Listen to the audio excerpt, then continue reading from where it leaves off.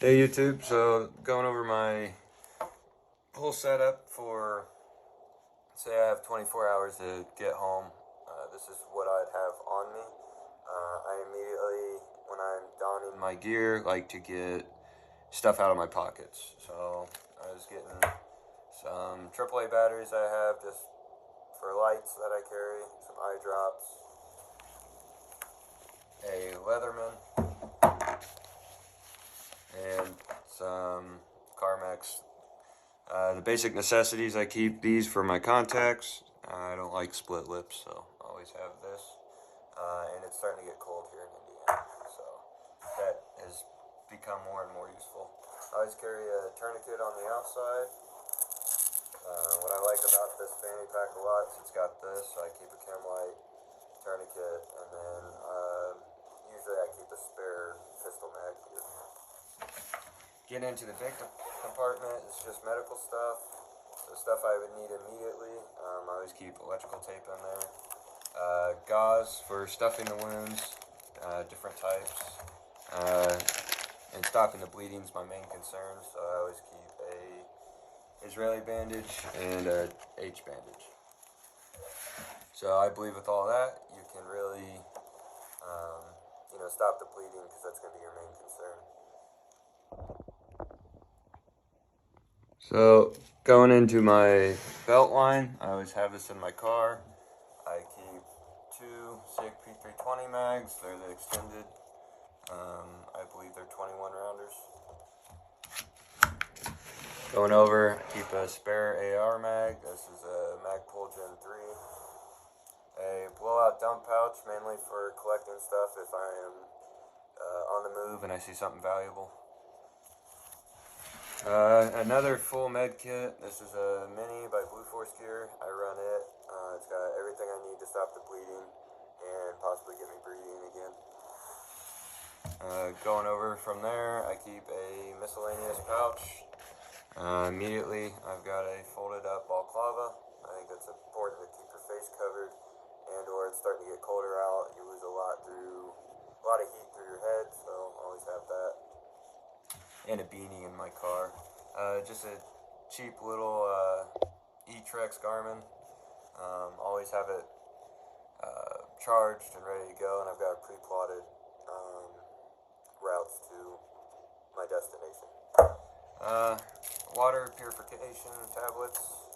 It's a must-have. Lens cleaner for obvious reasons. My scope, red dot, and stuff like that on my pistol, and my AR.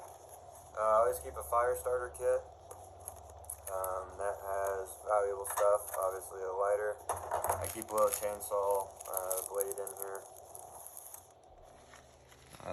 I also keep a little knife and tool.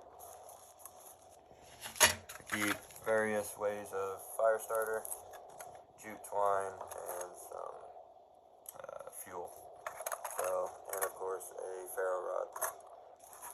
I believe with all this I can stay warm if need be. It's a last ditch effort though. I try not to start fires in that environment. But last ditch effort if you have to. It's always on my person. And it's protected in this tin. Going over from there, obviously got my SIG P320 with a 2LR1 light and Romeo red dot holster. It's on a QLS system by Safari Land with a leg strap. That's my belt line. Going on to my Agilite AMAP 3 for getting home. I've got a Nalgene pouch that I'd have a full liter Nalgene in. Obviously, very important to have water. Just have a little pouch out here, Helicon Text pouch, just a little bit of cordage, electrical tape, lens cleaner, and a couple markers. So nothing too crazy in here. Usually I'll have a writing source and write in the rain. Going inside. inside the pouch here, always got another lighter, and I carry extras on my person. Got some med shears, of course, for the video. They're not going to come out very nice, but med shears. I always carry chem lights for signaling. And usually, again, I was doing some training last weekend, so I took it out, but I usually have a signaling panel in this as well. So staying on the outside, in this flap, they're not my main items to get to necessarily if I don't need to, because it's kind of a pain in the butt sometimes. But carry 2 extra full mags, and then a 10-foot piece of rope for making a Swiss seat. And with how I have it set up, it's on the outside of my bag, so I can just yank it all out at once. Carry a climbing carabiner. I've gotten its use out of that. So yeah, moving on to the inside.